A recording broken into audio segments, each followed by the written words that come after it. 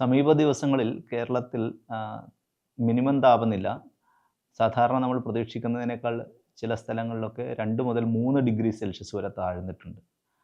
ഇതിൻ്റെ കാരണങ്ങൾ പല തരത്തിൽ നമുക്ക് വർഗീകരിക്കാൻ സാധിക്കും. ഒന്ന്, നമ്മൾ അറിയാം, പൊതുവിൽ നമ്മുടെ നോർത്തേൺ ഹെമിസ്ഫിയർ, ഇന്ത്യ ഉൾപ്പെടുന്ന ഈ ഉത്തരാർദ്ധഗോളത്തിൽ ഇപ്പോൾ വിൻ്റർ തുടങ്ങിയിരിക്കുന്നു എന്നുള്ള ഒരു കാര്യം. മറ്റൊന്ന്, തികച്ചും പ്രാദേശികമായിട്ടുള്ള ഈ കഴിഞ്ഞ ദിവസങ്ങളിൽ അനുഭവപ്പെട്ടിട്ടുള്ള കാരണങ്ങൾ. അതോടൊപ്പം തന്നെ ആഗോളാടിസ്ഥാനത്തിലുള്ള മറ്റ് ചില കാരണങ്ങളുമുണ്ട്. ഇങ്ങനെ നമുക്ക് 2-3 തരംതിരിക്കാൻ പറ്റും. ഏറ്റവും പ്രധാനപ്പെട്ട കാരണം ഇന്നലെയും ഇന്നുമൊക്കെയായി നമുക്കറിയാം, തമിഴ്നാടിനടുത്ത് ചെന്നൈക്കടുത്തൊരു സൈക്ലോൺ ദിത്വ എന്ന് പറയുന്നൊരു സൈക്ലോൺ രൂപം കൊണ്ടിട്ടുണ്ട്. അപ്പോൾ കഴിഞ്ഞ 2-3 ദിവസങ്ങളിലായി ഈ സൈക്ലോണിൻ്റെ ഭാഗമായി നമ്മുടെ തെക്കൻ മുനമ്പിൽ, കേരളം ഉൾപ്പെടുന്ന പ്രദേശത്ത് നല്ല രീതിയിലുള്ള മേഘാവൃതമായിട്ടുള്ള അന്തരീക്ഷമാണുള്ളത്. അപ്പോൾ ഇത്തരത്തിൽ അന്തരീക്ഷത്തിൽ ക്ലൗഡ് കവർ ഉണ്ട് പകൽ സമയത്ത് സൂര്യനിൽ നിന്ന് വരുന്ന പ്രകാശം അത് ബ്ലോക്ക് ചെയ്യുകയും ഭൂമിയുടെ പ്രതലത്തിൽ സൂര്യപ്രകാശം എത്താത്ത ഒരു അസ്വാഭാവികമായിട്ടുള്ള ഒരു കണ്ടീഷൻ ഉണ്ടാവുകയും ചെയ്യും. അതിൻ്റെ ഭാഗമായി ഈ ക്ലൗഡ് കവർ ഉള്ളത് കൊണ്ട് തന്നെയാണ് കഴിഞ്ഞ 2-3 ദിവസമായിട്ട് നമ്മുടെ പ്രദേശത്ത് അസാധാരണമായ രീതിയിൽ താപനില രാത്രി സമയങ്ങളിൽ താഴ്ന്നിട്ടുള്ളത്. 20 ഡിഗ്രി സെൽഷ്യസിലും താഴേക്ക് പല സ്ഥലങ്ങളിലും പോയിട്ടുണ്ട്. ചില സ്ഥലങ്ങളിലൊക്കെ ഒരു 18 ഡിഗ്രി സെൽഷ്യസൊക്കെയായി കുറഞ്ഞിട്ടുണ്ട്. അതോടൊപ്പം നമ്മൾ മനസ്സിലാക്കേണ്ട ഒരു വസ്തുത, വിൻ്ററാണ്. അപ്പോൾ വിൻ്റർ ആകുമ്പം സൂര്യൻ്റെ സ്ഥാനം സദേൺ ഹെമിസ്ഫിയറിലായിരിക്കും. അതുകൊണ്ട് തന്നെ ഉത്തരാർദ്ധഗോളത്തിൽ, വടക്കേ ഇന്ത്യയിലൊക്കെ നല്ല രീതിയിലുള്ള തണുപ്പാണ് അനുഭവപ്പെടുന്നത്. അപ്പോൾ ആ തണുത്ത സ്ഥലത്ത് നിന്നുള്ള കാറ്റിൻ്റെ ഒരു പ്രഭാവം കൂടി ഈ നമ്മുടെ കേരളത്തെ സ്വാധീനിക്കുന്നുണ്ട്, തെക്കേ മുനമ്പിനെ സ്വാധീനിക്കുന്നുണ്ട്. നല്ല തണുത്ത വായു, ഡൽഹിയിലൊക്കെ ഇപ്പോൾ രാത്രികാല താപനില 8 ഡിഗ്രി 9 ഡിഗ്രി ആ ഒരു റേഞ്ചിലാണുള്ളത്. അപ്പോൾ അത്രയും തണുത്ത എയർ ഈ നമ്മുടെ തെക്കൻ മുനമ്പിലേക്ക് കൂടി വീശുന്നതിൻ്റെ ഭാഗമായി താപനില പൊതുവിൽ കുറയാറുണ്ട്.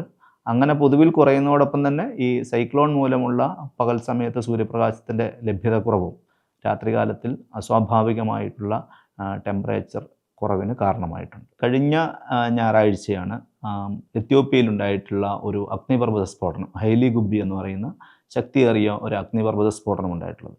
ഈ അഗ്നിപർവ്വത സ്ഫോടനത്തിൻ്റെ ഭാഗമായിട്ട് നമുക്ക് ഊഹിക്കാൻ പോലും സാധിക്കാത്ത അത്രയ്ക്ക് ആഷ് പാർട്ടിക്കിൾ, ചാരവും പൊടിപടലങ്ങളും കണങ്ങളുമാണ് അന്തരീക്ഷത്തിൻ്റെ മേൽത്തട്ടിലെത്തിയിട്ടുള്ളത്.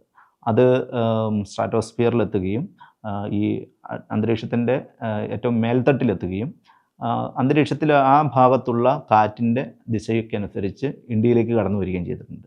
അത് നോർത്ത് ഇന്ത്യയിൽ കഴിഞ്ഞ ഒരു 2-3 ദിവസമായി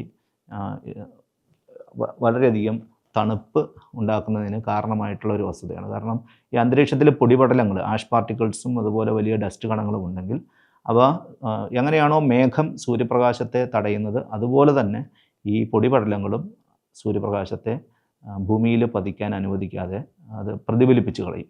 അപ്പോൾ അതിൻ്റെ ഭാഗം കൂടിയായി പല സ്ഥലത്തും ടെമ്പറേച്ചർ കുറഞ്ഞിട്ടുണ്ട്. പക്ഷേ അതൊരു താൽക്കാലികമായിട്ടുള്ള ഒരു പ്രതിഭാസമാണ്. കാരണം കാറ്റിനനുസരിച്ച് ഇത് മറ്റ് സ്ഥലങ്ങളിലേക്ക് അതിൻ്റെ ലൊക്കേഷൻ മാറിപ്പോവുകയും ചെയ്യും.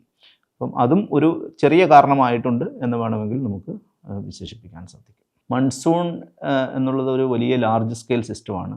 അപ്പോൾ ഈ പ്രാവശ്യം മൺസൂൺ ഒരു ഒക്ടോബർ 16 കൂടിയിട്ടാണ് കേരളത്തിൽ നിന്ന് പിൻവാങ്ങിയിട്ടുള്ളത്. സ്വാഭാവികമായിട്ടും ഒരു ഒക്ടോബർ പകുതിയോട് കൂടിയിട്ടാണ് സാധാരണ മൺസൂൺ പിൻവാങ്ങാറുള്ളത്. മൺസൂൺ പിൻവാങ്ങിക്കഴിഞ്ഞാൽ പിന്നെ തണുപ്പ് തുടങ്ങേണ്ട ഒരു സാഹചര്യമായി. ഈ മൺസൂൺ വല്ലാതെ വൈകുകയോ അല്ലെങ്കിൽ വളരെ നേരത്തെ അത് കേരളത്തിൽ നിന്നും പിൻവാങ്ങുകയോ ചെയ്തിട്ടുണ്ടെങ്കിൽ അതിൻ്റെ ഇംപ്ലിക്കേഷൻസ് പല രീതിയിൽ വരാം. പക്ഷേ ഇവിടെ മൺസൂൺ ഒരു ഏതാണ്ട് ഒക്ടോബർ മാസം 16 തീയതിയോട് കൂടിയിട്ടാണ് വിഡ്രോവൽ സംഭവിച്ചിട്ടുള്ളത്. അതിനുശേഷം വിൻ്റർ, തണുപ്പ് കാലത്തിൻ്റെ വരവായി. അപ്പോൾ ഈ തണുപ്പ് കാലത്ത് നമ്മൾ ശ്രദ്ധിക്കേണ്ട ഒരു വസ്തുത എന്ന് പറഞ്ഞാൽ, ഈ വർഷം പൊതുവിൽ ഒരു ഈ സ്ട്രാറ്റോസ്ഫിയറിൽ, അന്തരീക്ഷത്തിൻ്റെ രണ്ടാമത്തെ പാളിയായിട്ടുള്ള സ്ട്രാറ്റോസ്ഫിയറിൽ നടക്കുന്ന ഒരു സവിശേഷമായിട്ടുള്ള ഒരു പ്രതിഭാസമാണ് സഡൻ സ്ട്രാറ്റോസ്ഫെറിക് വാർമിംഗ് എന്ന് പറയുന്നത്. അതായത് സ്ട്രാറ്റോസ്ഫിയറിൻ്റെ അതിദ്രുത താപനം. ഇങ്ങനെ സഡൻ സ്ട്രാറ്റോസ്ഫിയറിക് വാർമിംഗ് സംഭവിച്ചു കഴിഞ്ഞാൽ നമ്മുടെ ഉത്തരാർദ്ധഗോളത്തിൽ ഉത്തരധ്രുവത്തെ ചുറ്റിക്കറങ്ങിക്കൊണ്ടിരിക്കുന്ന തണുത്ത വായുവിൻ്റെ ഒരു വോർട്ടെക്സ് ഉണ്ട്, ഒരു വലിയ ചുഴിയാണ് അത്. ആ ചുഴിയുടെ ശക്തി ക്ഷയിക്കുകയും ആ പോളാർ വോർട്ടെക്സിൽ ഉള്ള തണുപ്പ് കൂടിയ വായു നമ്മുടെ ഉഷ്ണമേഖലാ പ്രദേശത്തേക്ക് കൂടി വ്യാപിക്കുകയും ചെയ്യും. അപ്പോൾ സാധാരണ രീതിയിൽ ഈ സഡൻ സ്ട്രാറ്റോസ്ഫിയറിക് വാർമിങ് സംഭവിക്കാറുള്ളത് ഒരു ഡിസംബർ മുതൽ ഫെബ്രുവരി വരെയുള്ള സമയങ്ങളിലാണ്. പക്ഷേ ഈ വർഷം അസ്വാഭാവികമായി ഒരു വാർമിങ് ഈ നവംബർ മാസത്തിൽ തന്നെ സംഭവിച്ചു. അങ്ങനെ സംഭവിച്ചാൽ പോളാർ വോർട്ടെക്സ് അല്ലെങ്കിൽ ധ്രുവച്ചുഴി അത് ദുർബലമാവുകയും അതിൽ നിന്നുള്ള തണുത്ത ഒരു കോൾഡ് എയറിൻ്റെ ഔട്ട്ബ്രേക്ക് നമ്മുടെ ഉത്തരേന്ത്യ പോലെയുള്ള സ്ഥലങ്ങളിലേക്ക് എത്തുകയും അവിടെ നിന്നുള്ള കാറ്റ് വീണ്ടും ഈ തണുത്ത വായുവിന് നമ്മുടെ കേരളം ഉൾപ്പെടെയുള്ള ഇക്വറ്റോറിയൽ റീജിയണിലേക്ക് കൊണ്ടുവരികയും ചെയ്യും. അപ്പോൾ അങ്ങനെ ഒന്നുകൂടി സംഭവിച്ചിട്ടുണ്ട്.